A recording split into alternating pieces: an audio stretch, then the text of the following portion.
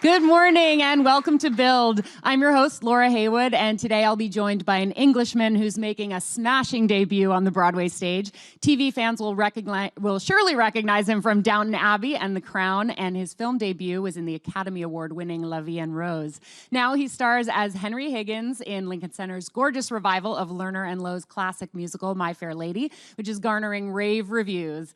Eliza Doolittle would call him, and bear with me here, Harry Hadden-Paton. And in his beautiful British accent, he probably says it a little differently than I do. We'll find out. First, let's take a look at My Fair Lady starring Harry Hadden-Paton. Why can't the English teach their children how to speak? This verbal class distinction by now should be antique. If you spoke as she does say instead of the way you do, why you might be selling flowers too. I beg your pardon. An Englishman's way of speaking absolutely classifies him.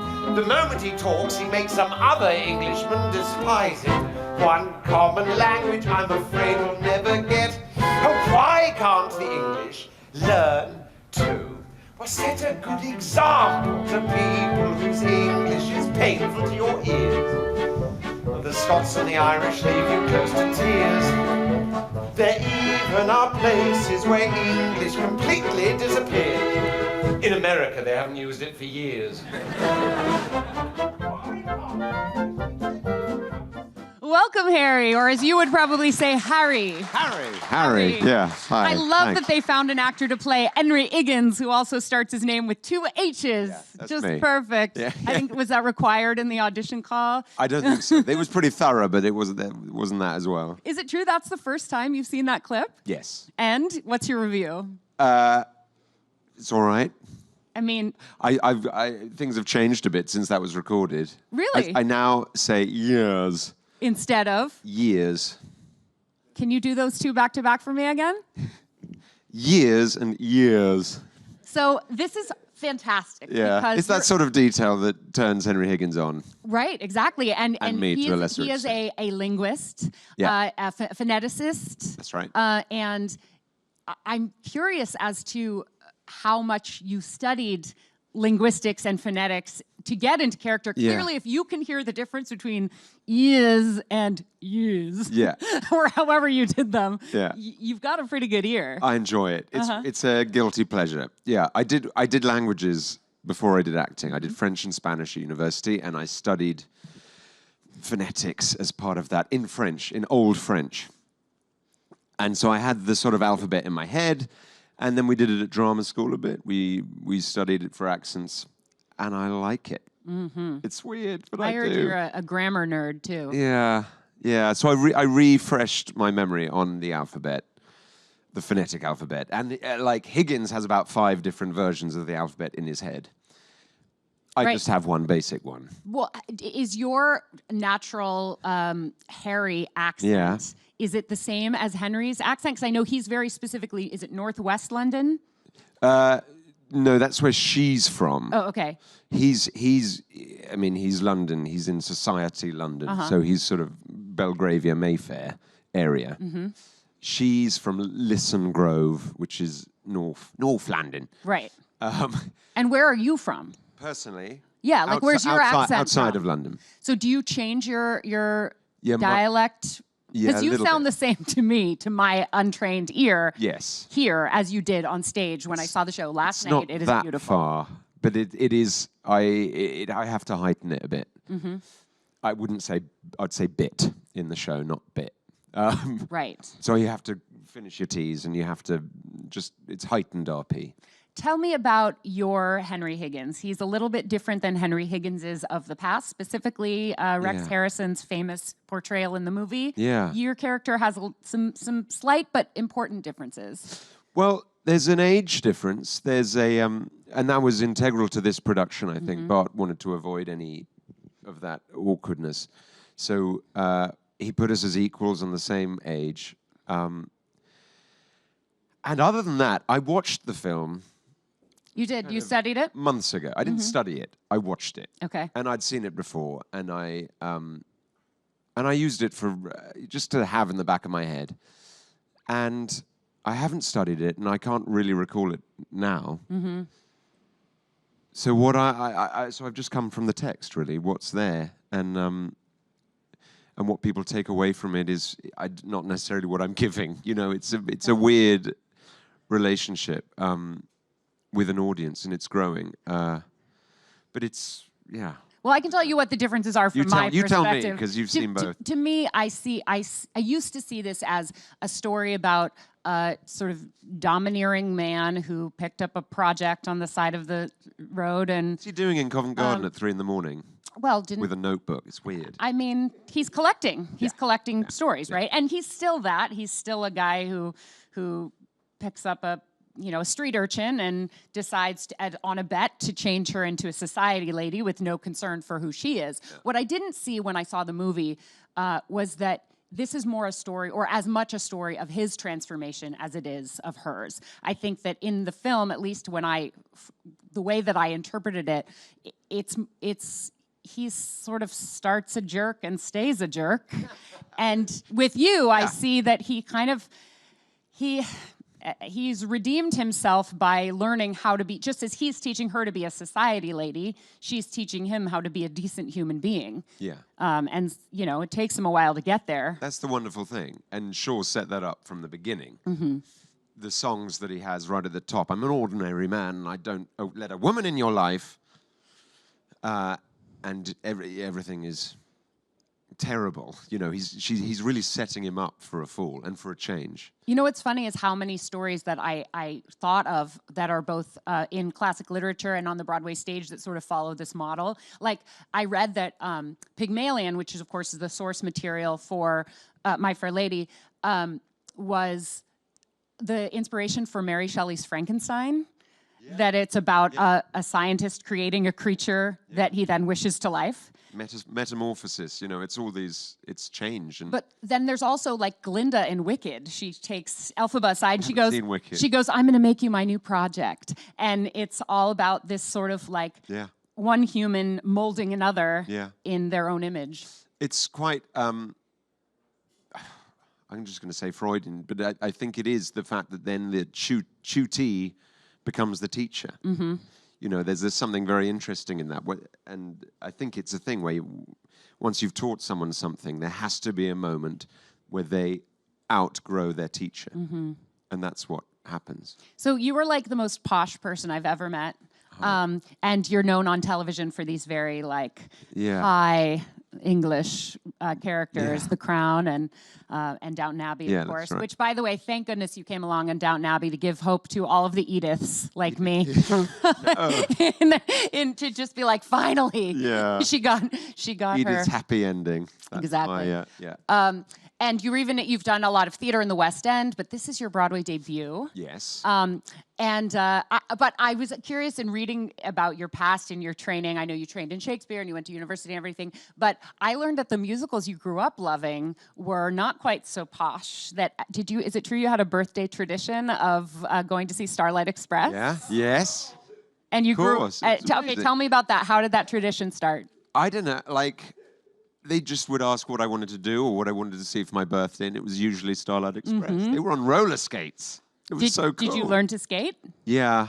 I had the knee pads and the helmet and I was very good. Don't ask me to audition for it now. Well, that was my next question. No, I would be terrible, but I loved it.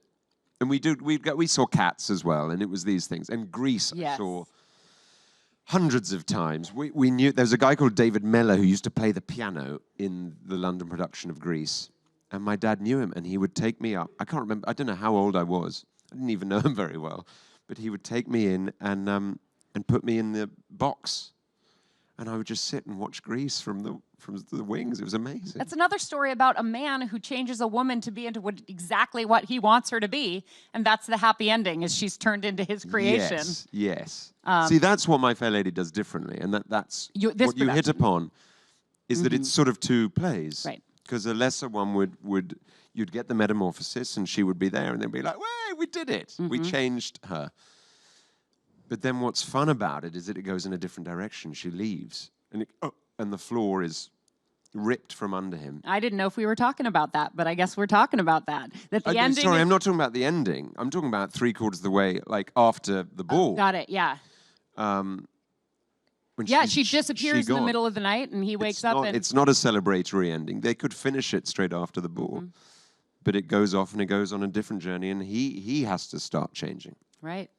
Which is what makes it satisfying. And let's talk about the songs. Okay. The overture begins, and in that classic Broadway style, the lights are only halfway down, people are still taking their seats, and you see ears start to perk up. Oh, this song. Oh, this song. Oh my gosh, I forgot this one was in it. Yeah. How can all of these brilliant tunes all come from the same show? I know. It's amazing. What's your favorite musical moment in the production? There are lots. As you said, they are all amazing. But there are... At the end of the first act, when we go off to the ball, firstly, when she enters in her new ball gown, and the orchestra comes in, is one of the most beautiful moments. And when it happened in the rehearsal room, Lauren and I were looking at each other just crying, and this is great, isn't it? Yeah. Can you believe she's making her Broadway debut too? Lauren Ambrose, you might she's know from amazing. 6 Feet Under. Like, I'd never heard her sing before. She can sing. And this is no celebrity stunt casting. No. She is one of the great sopranos. And when she first did I Could Have Danced All Night, I was on a break, but I just thought, I'll just sit and see how she gets on. I was, like, throbbing with tears. I was literally, it was amazing.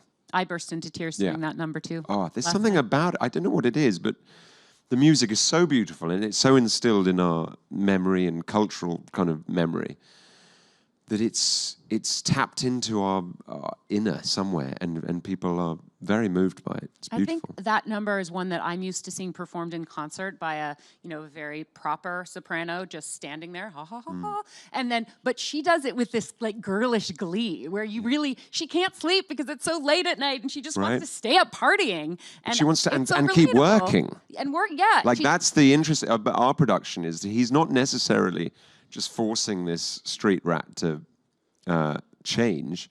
She wants to better herself.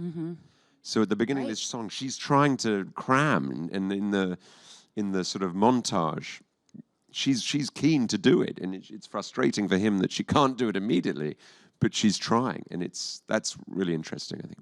Another thing I had forgotten about from the film and other productions I'd seen is that she actually sort of chases him down. He mentions in the street, like, oh yeah, I could take that street rat and turn her into a lady. But then she shows up at his house and says, I'd like to hire you to give me lessons to make me I want to better myself. Yeah. I want a chance at a better life. And that motivation really gives her character a lot of agency in a way that I think people sometimes forget when they're thinking about old-fashioned My Fair Lady. Yeah. But it's all in the writing. Yeah, exactly. That's what amazing. Like Shaw was so ahead of his time, and he questioned all these, class. He absolutely thought it was just crazy, and as does Higgins. Like it's quite a biographical character.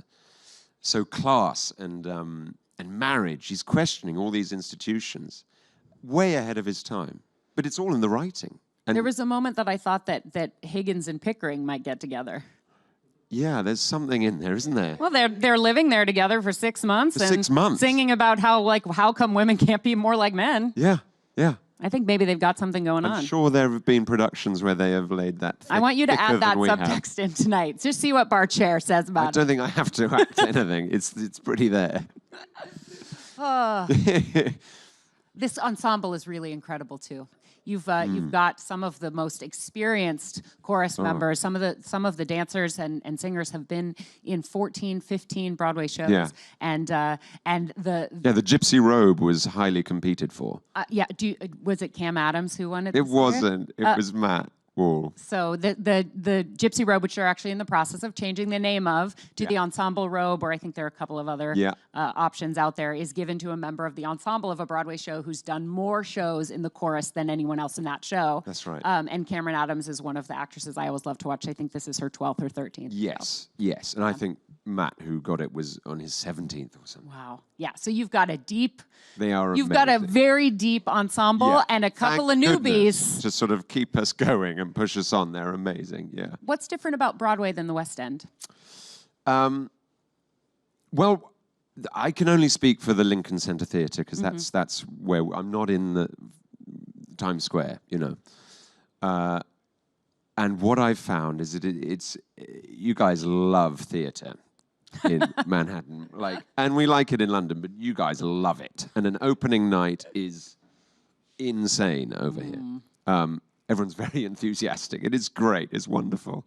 And the building that I'm working in is the most incredible place I've ever been. Certainly for an actor, it's everybody in the building, and there are hundreds of people that work there, are all focused on the show and on the work and creating something beautiful, and everyone's happy to be there and supportive, and it feels like such an ensemble piece because everyone's working together. And that's not the case over in London? No, it is, but there are fewer people, firstly, in the building. And yes, they don't feel... I'll never work in London again. They don't, it doesn't feel quite as supportive. It's an amazing atmosphere you have over here. Would you say that it feels more like a trade over there and more like a celebration over here? That's a good way of putting it. I don't want to put words in your mouth. I'll take that. Yeah. Got it. Yeah. You can. And then you said it. Yeah. Yeah. Will you stay on Broadway? Are you gonna get a place here and see about making New York your We will new see. We second love home? it. I have a young family here, and we're all over here and having the time of our lives. And we're just going to follow our noses, I think, for the time being. The theatre's, we're living quite near the theatre, which is good because it's quite tiring, all this. And we'll see what happens. Yeah, I'm here for a while. Well, it's about to get crazy because we're just dipping our toes into award season. And there are superstitions about predicting awards in front of people who might theoretically be nominated for them. What I will say is the first film you ever did won the Academy Award. Yes, that did well, didn't it? Yeah. So, you were nominated. You've been nominated for a Drama Desk Award for your role in this show. Yeah. And I would say that those things and the buzz on the street bode well for the weeks to come. Good. And I believe that is within the framework of the superstition. You haven't ruined everything. No. That's correct. I guess we'll find out, right? Yeah. You can just, whatever happens, We'll find a way to blame me or I will, or not. absolutely, yeah. But this role, this production, and your take on Henry Higgins, is certainly worthy of all of the praise that you're getting in the press. Thank you so much. I feel really lucky to be here. That firstly, these producers and the director were empowered enough to take a chance on me and let me have a go at it, because goodness knows there were other people who would have put more bums on seats. So I feel really lucky. So you auditioned first in London. Yeah. And then you came over here. And is it true that your callback was an hour long? No, my first audition was Really? Yeah. So I think that's just how Bart works, and it does happen occasionally in theatre auditions. In film, TV, you're in and you're out. But in theatre, they want to know that they can work with you, that you're going to take direction, that you're not an idiot, right? It takes an hour to find that out. You've got to spend a long time together in quite stressful circumstances. So with Bart, I don't know if he did an hour with everyone. Maybe I needed an hour. But it felt very much like the first day of rehearsals. And that was just great and freeing. And you don't feel like all this pressure is going on to one song or one scene. So it was incredibly exciting. Yeah. And then the second audition felt more like an audition. It felt like we'd done the work, and now there was a row of sort of 15 people, at least 2 rows, and all the people that look after the estates of Lerner and Loewe, and they had to give their okay, and that felt more like an on-the-spot go. Well, clearly you nailed it. Oh, yeah. I mean, you did everything the other guys you didn't. To do. Yeah. Right? Well, I have a feeling if you hadn't been pretty perfect for it. Well, yeah. I don't know. It came to me, and I feel really lucky. Do you throw in any nods to Bart as a director when you are directing Eliza? That's really funny. There are a couple of moments where he creeps in. Yeah. Because he's there. He'll tell me off. But there are little bits of Henry Higgins in Bart, maybe. And there are a couple little subtle nods, but I won't make a deal out of them. Come on. No, I would die for you to tell us. I'll tell you off camera. Yeah. You know the saying, like, pics or it didn't happen. Like, if it's not on camera, you might as well have not told me. Well, sorry. That's okay. I'll maybe you'll tell me and I'll tweet it. Yeah. Okay. Are you on social media? No. I couldn't find you anywhere. No. Oh, good. No, I'm not. I'm afraid. I dipped a toe and got scared. So yeah, I'm not. I was on Instagram. I had a private account for ages, and it took up too much of my time. Yeah. I have young children. I want to be there for them. So I'm yeah. Well, I can't be mad at that. Sorry.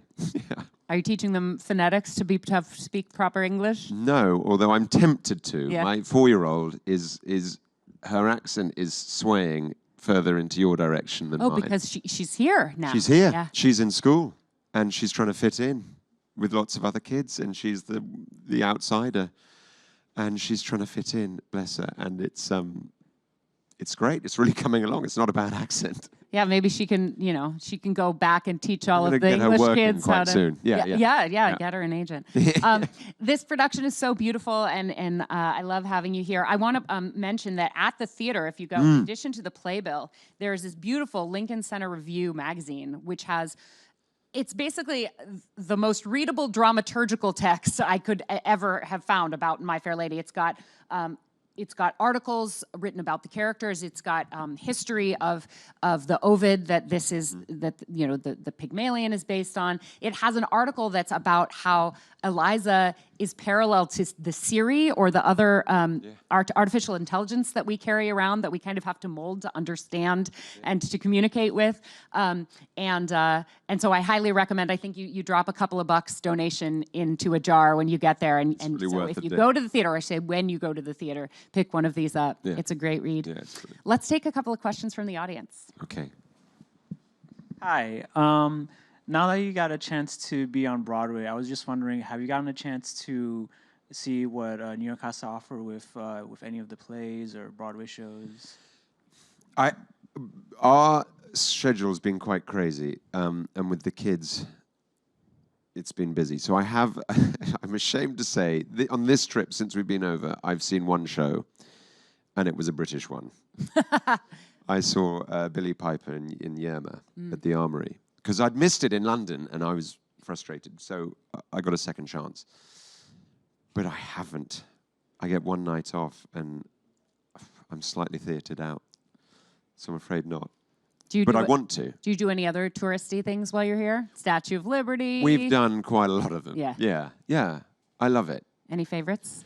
I love the High Line, just because you can walk without stopping at every block for a traffic light. That's frustrating. Yeah. That's like one thing. And we're quite near the park, so we spend a lot of time in the park. You're about to hopefully get some good weather for that finally. Yes. And then it gets too hot, right? Right, yeah. I don't know what that is yet. Get ready. Yeah, okay. We have time for one more question. Hi. I was wondering if you had any special pre- or post-show rituals? A warm-up is sort of vital, especially with a role with singing and moving and dancing and going up and down the spiral staircase is about... The set is unbelievable. I want to move into that place. It's big, but it's a full workout doing the yeah. show, so I have to... There's a big warm-up beforehand and a big shower after. That's the sort of... That's as ritualistic as it gets, yeah. You have to make sure that your diction is on every night too, I bet, just because the character cares so much about it. Do you do any tongue twisters? Yeah, all of that, yeah. What's your favorite tongue twister? She stood upon the balustraded balcony, inexplicably mimicking him hiccuping and amicably welcoming him in. And we'll leave it there. Thank you so much for being here. If anybody asks me, should I see My Fair Lady, do you know what my answer will be? Abso-bloomin'-lutely. Just like Eliza Doolittle says. Lovely. Everyone get to Lincoln Center and go see Harry in My Fair Lady. Thanks, Laura. Thank you. Thank you. Thanks, everyone.